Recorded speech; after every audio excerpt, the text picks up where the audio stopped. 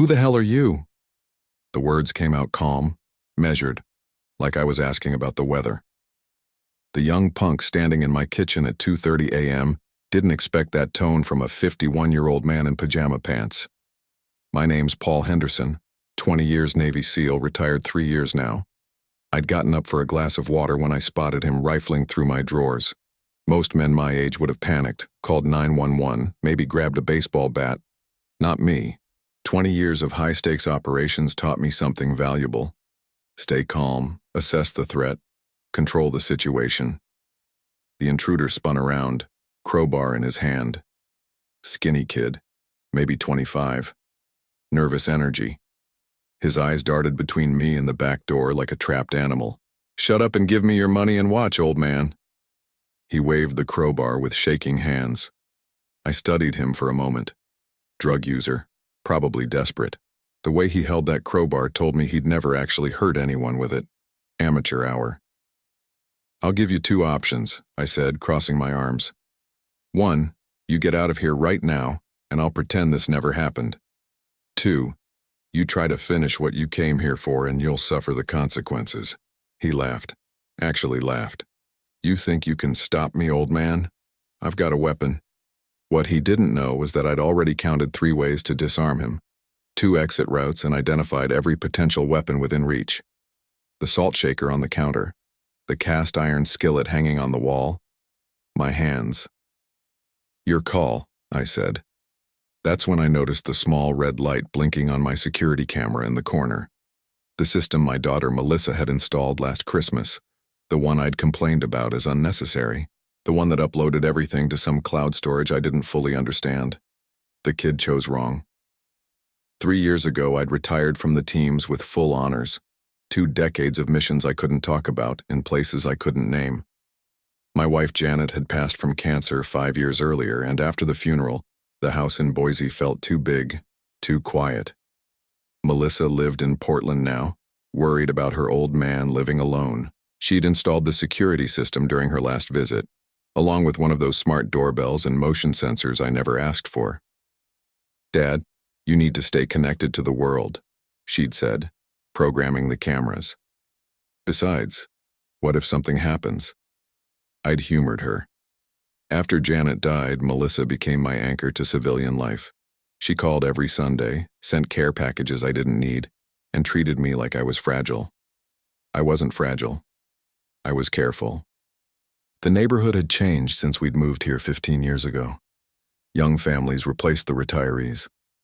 New construction sprouted where old houses once stood. Crime had crept in too.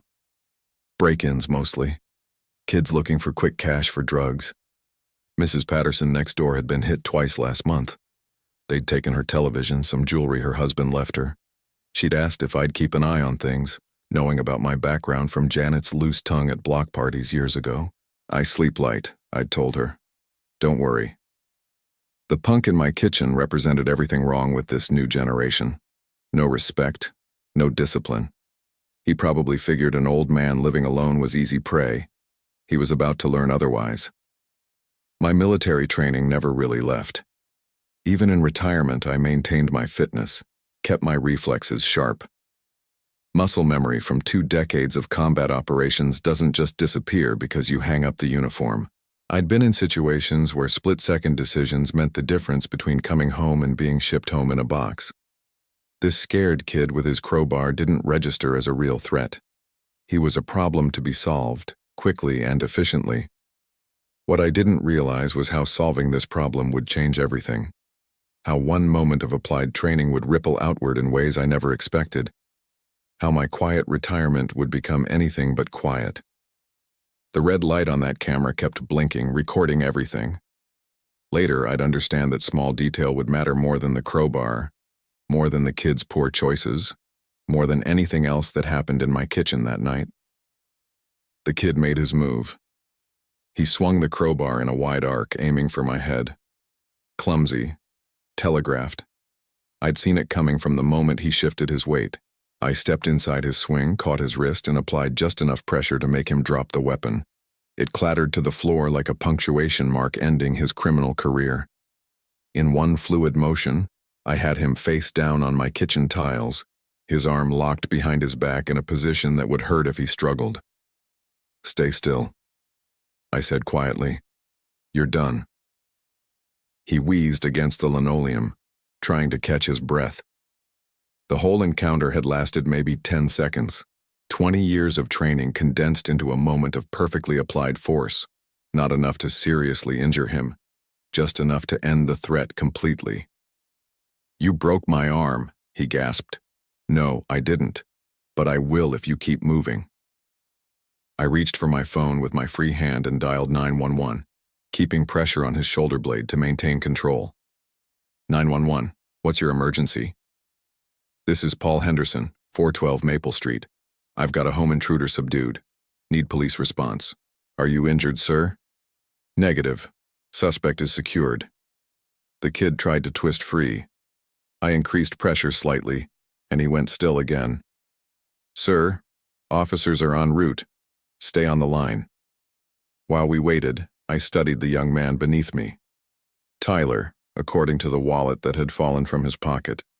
Tyler Jameson, 24 years old. Pictures of a girlfriend, maybe a sister. A life that was about to get much more complicated. You had a choice, I told him. Clean slate. Walk away. You picked this. I needed the money, man. I'm sick. Everyone's got problems. Most people don't break into other people's homes to solve them. When the sirens grew loud enough to wake the neighborhood, I saw lights clicking on in windows across the street. Mrs. Patterson's porch light, the young couple 3 houses down. By tomorrow, everyone would know about the break-in. The officers who responded were professional, efficient. They took Tyler into custody, collected his crowbar as evidence, and asked for my statement. Routine stuff except for Officer Bradley's comment as they finished up. Hell of a job, Mr. Henderson. Clean takedown. Just glad nobody got hurt. We'll need your security footage for evidence. Can you email it to the department? I nodded, though I wasn't entirely sure how to access the files. Technology wasn't my strong suit. After they left with Tyler, I stood in my quiet kitchen, adrenaline finally fading. The red light on the camera had stopped blinking. Whatever had been recorded was now stored somewhere in the digital cloud, waiting to be retrieved for a court case that would probably end in plea bargaining. I had no idea that footage would soon be seen by millions of people around the world. The next morning brought Detective Sarah Walsh to my door with a tablet and questions. Mr. Henderson, we need to review the security footage. There's been a complication. She seemed uncomfortable, avoiding eye contact as she explained. Apparently, Officer Bradley had uploaded the video file to the police department's social media account instead of the evidence database. A simple mistake, wrong folder, but the damage was done. How many people saw it? I asked, pouring coffee. About 50,000 so far. It's spreading fast. I watched the footage on her tablet. The camera angle caught everything perfectly. Tyler breaking in through the back door. Me walking into the kitchen in my pajama pants, completely calm. The brief conversation. His failed attack. The textbook disarmament and restraint. This is evidence in a criminal case, I said. Shouldn't it be private? Absolutely. We're trying to get it taken down, but once something hits the internet. She didn't need to finish. I understood. The video was already beyond anyone's control, spreading across platforms faster than it could be contained. My phone started ringing that afternoon. Local news stations wanting interviews. My neighbor, Mrs. Patterson, calling to check on me. Melissa from Portland, worried she'd seen something online about her father. Dad, are you okay? Someone posted a link on Facebook. Is that really you? I'm fine, honey. Just a break-in. Handled it. Handled it? Dad, you looked like some kind of action hero. That poor kid didn't know what hit him. By evening, the video had been shared over 100,000 times. Comments ranged from admiration to criticism. Some called me a hero. Others questioned whether I'd used excessive force. Most just seemed entertained by watching a career criminal get thoroughly outmatched by a man in pajamas. Tyler's public defender called that night, fishing for information about my background, looking for angles. I kept it simple. Home invasion, Self-defense. Minimal force applied. Standard stuff. What wasn't standard was the growing online attention. Someone had identified Tyler from other security footage around the neighborhood. His mugshot appeared alongside the video, turning him into a meme. "Worst burglar ever" became the most common caption. I tried to ignore it, go about my normal routine. Grocery shopping, morning runs, coffee with the guys at the Veterans Center. But everywhere I went, people recognized me. Store clerks, joggers in the park, even the mailman wanted to shake my hand. That was some smooth operating, Mr. Henderson. Guy never knew what hit him. The attention felt wrong somehow. I'd spent 20 years in jobs where success meant nobody knew your name, where the best operations were the ones nobody ever heard about. Now my face was attached to a viral video. My private moment turned into public entertainment. Tyler's attorney pushed for assault charges, claiming I'd used excessive force. The prosecutor reviewed the video and dismissed it immediately. Clear case of self-defense against an armed intruder. But the legal victory felt hollow when the real battle was happening online, where I had no control over the narrative.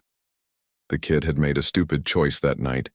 He'd picked the wrong house, threatened the wrong man, and paid for it with swift professional consequences. But now his stupidity was being broadcast to the world, and somehow I'd become the star of a show I never auditioned for.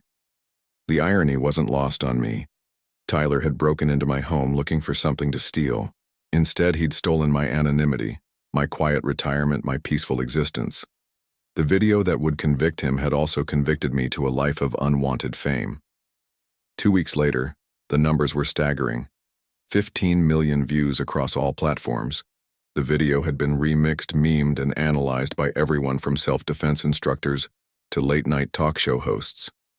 Detective Walsh returned with more news, none of it good for Tyler. We connected him to 3 other break-ins in the neighborhood.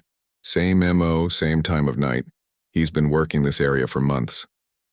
Mrs. Patterson had identified him as the man who'd robbed her twice. The young couple down the street recognized him from their doorbell camera. Tyler hadn't just made one bad choice that night. He'd been making bad choices for months, and finally hit a house where the homeowner was prepared. But the deeper truth emerged when Melissa visited from Portland, bringing printouts of online articles and social media posts. "Dad, do you realize what's happening here? You're not just some guy who stopped a burglar. You're a symbol." She spread newspaper clippings across my kitchen table. Navy SEAL veteran gives burglar fair warning, then schools him in consequences. Retired warrior demonstrates perfect self-defense. The most polite takedown in internet history. The video had been dissected frame by military veterans, law enforcement professionals, and self-defense experts. They praised the restraint, the precision, the way I'd given Tyler every opportunity to leave before using force. "What bothers me," I told Melissa, "is that everyone's celebrating. This kid made some terrible choices, and now his worst moment is entertainment for millions." "Maybe that's the point, Dad. Maybe other people thinking about breaking into homes will see what happened to Tyler and reconsider." She had a point, but it didn't sit entirely right. I joined the military to serve my country, not to become a cautionary tale or internet sensation. The real revelation came when Detective Walsh called with an update on Tyler's background. He wasn't just some desperate kid looking for drug money.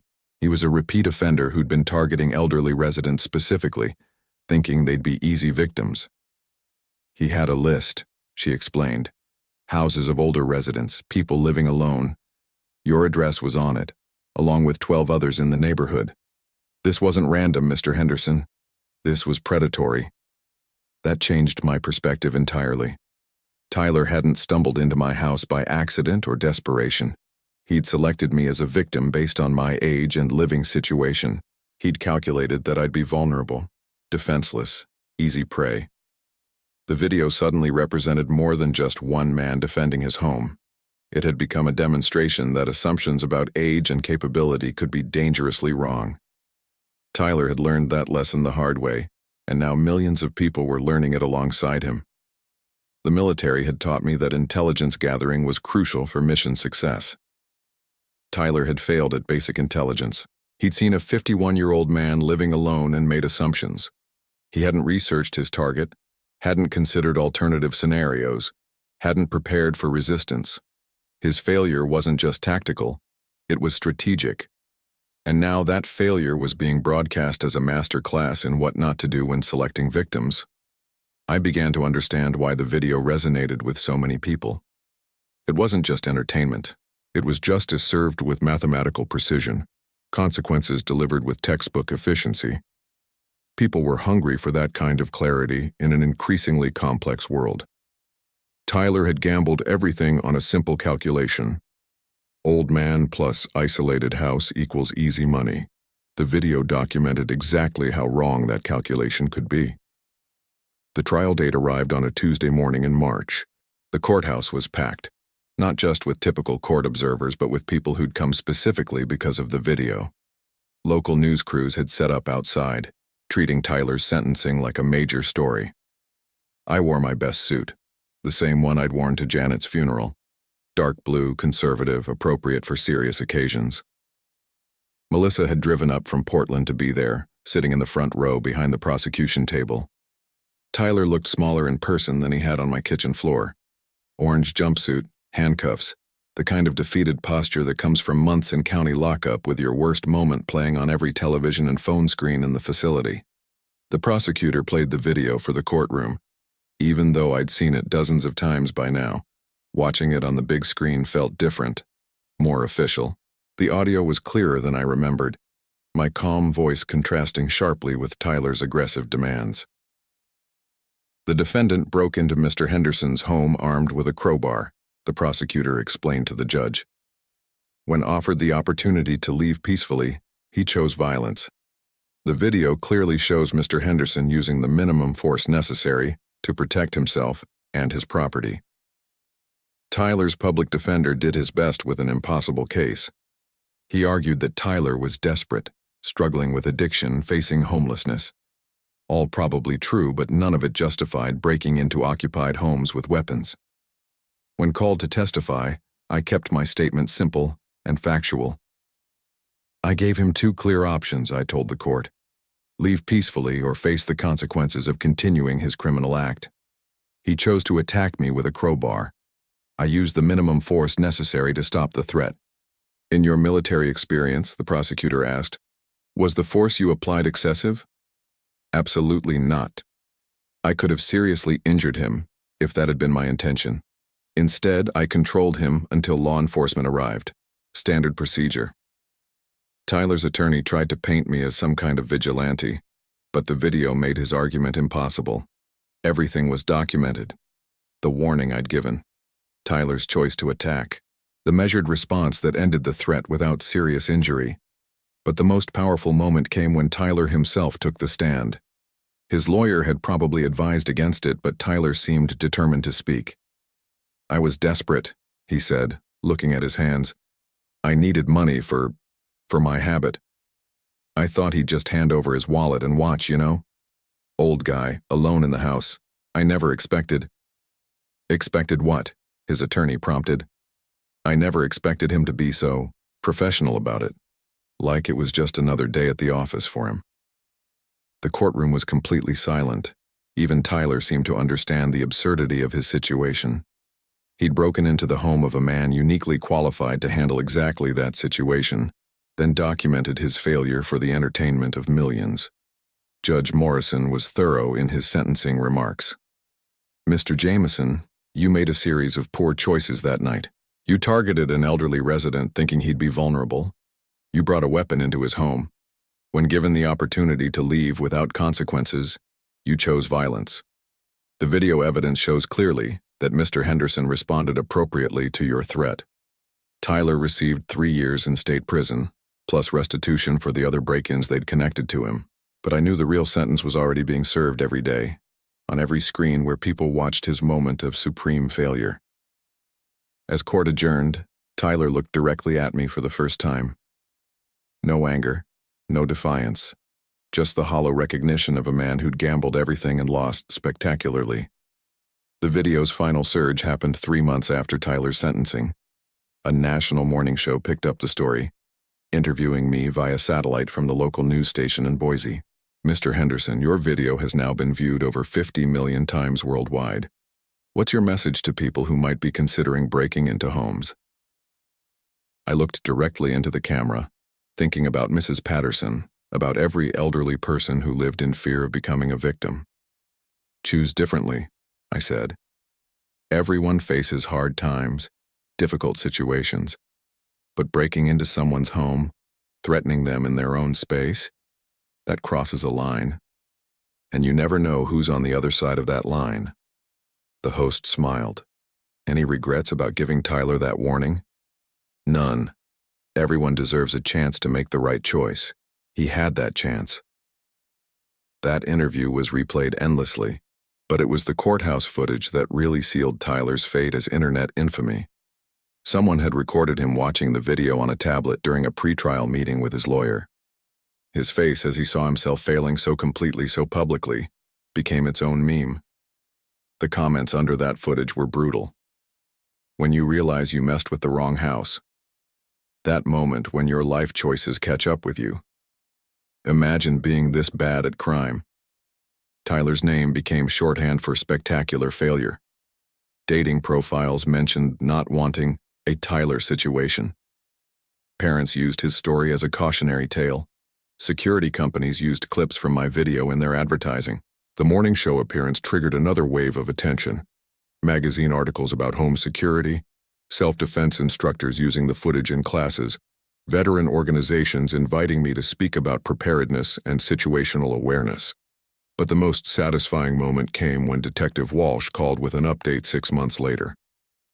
Burglaries in your neighborhood are down 60% since your video went viral, she reported. Word's gotten around that residents might not be as helpless as criminals assume. Tyler had wanted to steal from one house and ended up making every house in the area safer. His failure had become everyone else's protection. Tyler Jamison's life after prison became a study in the permanent consequences of viral infamy. Employment applications were rejected the moment background checks revealed his identity. Landlords refused to rent to someone whose face was synonymous with criminal incompetence. Dating became impossible when potential partners could easily find video of his most humiliating moment with a simple internet search. His family relationships crumbled under the weight of public embarrassment. His parents faced questions from neighbors and co-workers about their son's viral failure. His sister changed her last name and moved to another state to escape association with his notorious reputation. Even distant relatives found themselves explaining their connection to the infamous worst burglar ever whenever his video resurfaced online. Tyler attempted to rebuild his life multiple times, but the permanent nature of internet fame made redemption nearly impossible. Every job interview, every apartment application, every attempt at forming relationships was sabotaged by employers, landlords, and romantic interests who recognized him from the viral footage. He eventually gave up trying to stay in Idaho and moved repeatedly across different states, but his digital footprint followed him everywhere. His story became required viewing in criminal justice courses as an example of how poor target selection and inadequate planning could result in consequences far beyond legal punishment. The video served as a deterrent to other potential criminals who recognized that underestimating victims could lead to permanent public humiliation, lasting far longer than any prison sentence. Meanwhile, I accepted a community service award from Mayor Thompson at a ceremony attended by grateful neighbors who felt safer knowing someone with my training and character lived among them. Mrs. Patterson had started a neighborhood watch program, inspired by the knowledge that preparation and awareness could turn potential victims into formidable opponents. Sometimes the most effective justice comes not from seeking revenge, but from letting foolish people face the natural consequences of their own poor decisions.